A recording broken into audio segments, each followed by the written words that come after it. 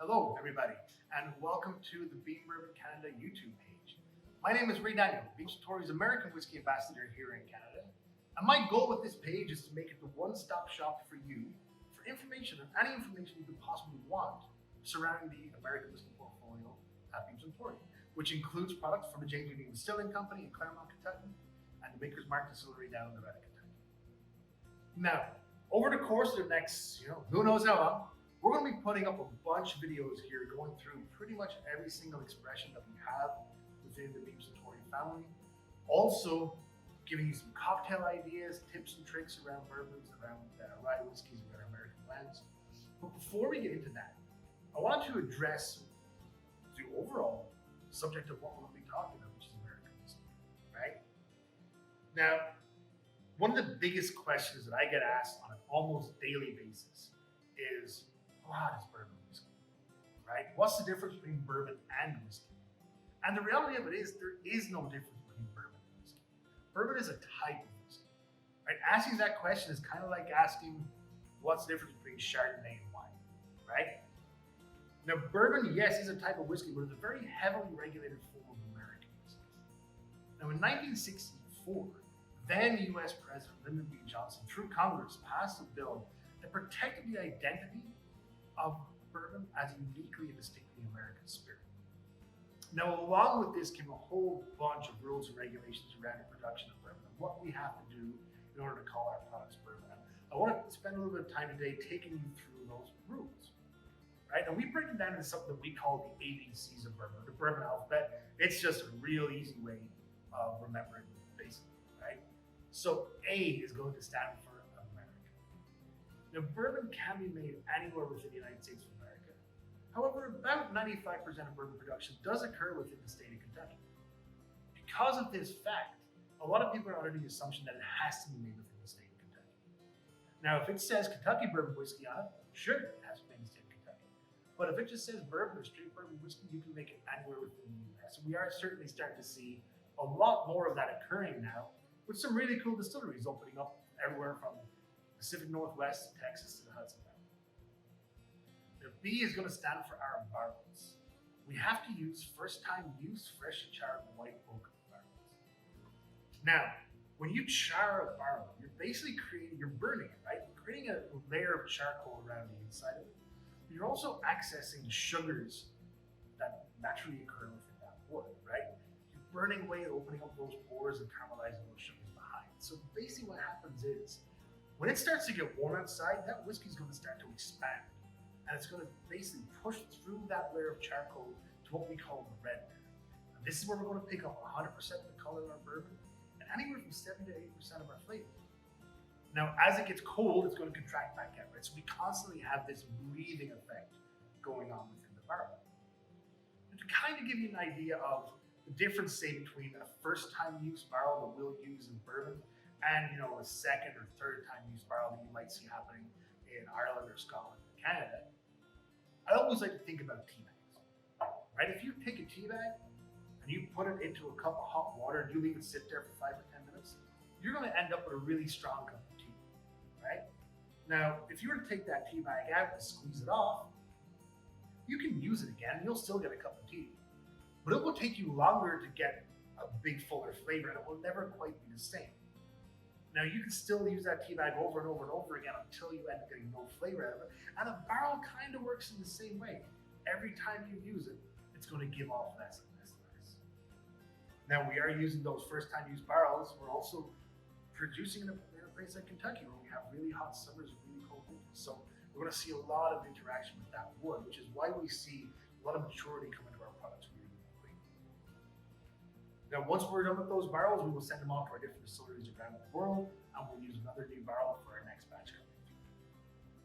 Now, when it comes to maturing our products, there's technically no legal minimum age requirement when it comes to bourbon. However, if you look at all the products that we make in James Union Distilling Company and Maker's Mark, you're going to see straight bourbon written on the label. In order to be a straight bourbon, it must spend at least 2 years in that first-time use brand new white oak container.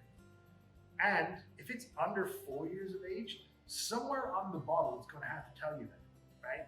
So if you say pick up a bottle of Jim Beam White Label and you read it, right? Jim Beam, Kentucky straight bourbon whiskey. So straight away, what it's telling you is it's made in the state of Kentucky. It's matured for at least 2 years. You read the rest of the label. There's nowhere on here doesn't say anything about 3 years or whatever. So you know it's at least 4 years. So 4 years being the youngest component in this whiskey. Now C is going to stand for our corn.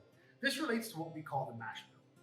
And the mash bill is essentially our recipe, our grain combination, right? By law, corn has to be a minimum of 51%.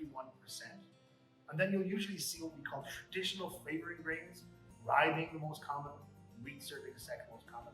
And you'll also usually see the presence of malted barley in there as well, which adds some nice fruity floral kind of flavor, but also really helps kickstart fermentation.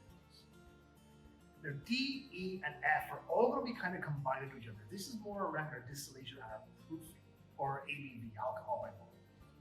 When we distill our product, it's a double distilled product, right? So running through 2 separate distillation processes.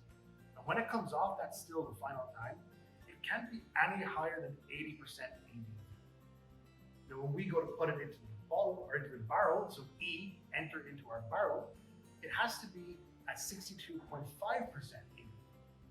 So if you think about it, if we pull it off, distill at 80%, we need to lower it 7.5% before we go into that barrel.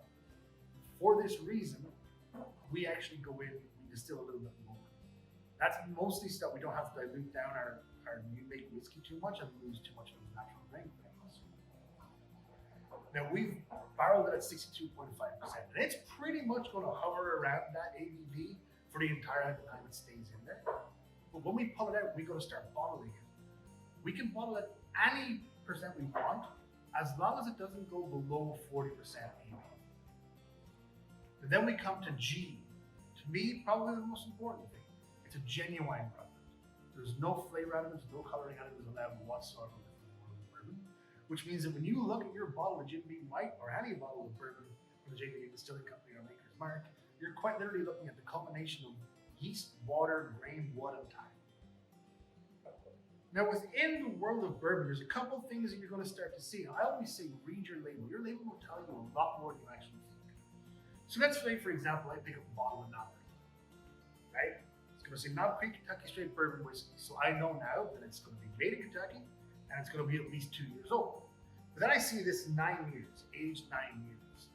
But that means that the youngest component in here, the youngest whiskey that was used and that was blended to make this whiskey was 9 years of age, right? Now it can be anywhere up from there, Theoretically, there could be a 100-year-old whiskey in here. There's not, but there could be. But just you couldn't have one that was 8 years and 360 days, right? But you also might see something called a single barrel bourbon. When we're creating bourbons, you're going to be pulling barrels of whiskey from all over the warehouse, right? Because the whole idea is that you want your whiskey, this batch, to taste the exact same as last batch.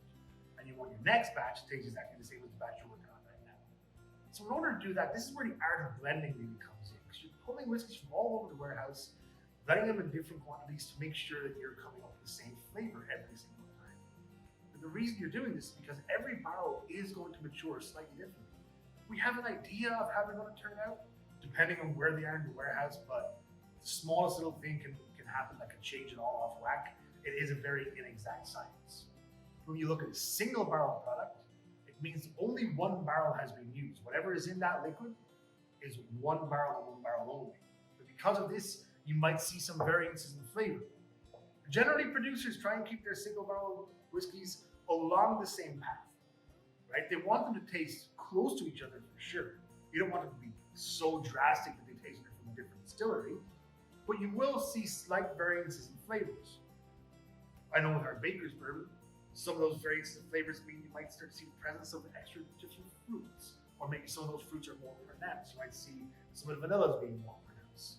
It really does make for cool collector's programs, but also shows you the power of a barrel and shows you how different it could be and really makes you appreciate what it is that whiskey blenders do. You might also see the words bonded or bottled and bond. Now this relates to the Bottled and Bond Act of 1897. This was essentially a standards law put into place, okay? Before there was, standards and definition rules around any consumable goods that it was on bourbon. What it means is that it must be produced by one distiller at one distillery during one distillation season. It must be matured for a minimum of 4 years in a federally bonded warehouse and bottled at 50% ABV. They tend to be nice, big, bold flavors with a lot of wood interaction that also still show off a lot of the grain as well. Now, there's a couple other different types of whiskey that we're going to see pop up. One of the main ones is going to be rye. And within the world of making straight rye whiskeys like we make at James Beam Distilling Company, a lot of the rules around it are almost the exact same as bourbon. One of the main exceptions, though, of course, is the grain. Instead of 51% corn, we're going to be looking at 51% rye. With our whiskeys, you do see just above that 51% rye, and you'll see a lot of corn coming in to give that real Kentucky-style rye whiskey, allowing this to show off some of those spicier notes of that rye grain, while also pushing through a lot of traditional bourbon flavors as well.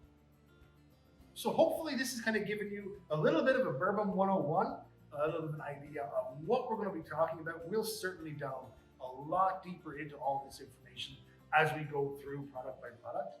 If you have any questions or you have any comments, please feel free to use the comment section down below. And until next time, folks, please take care of yourselves and cheers.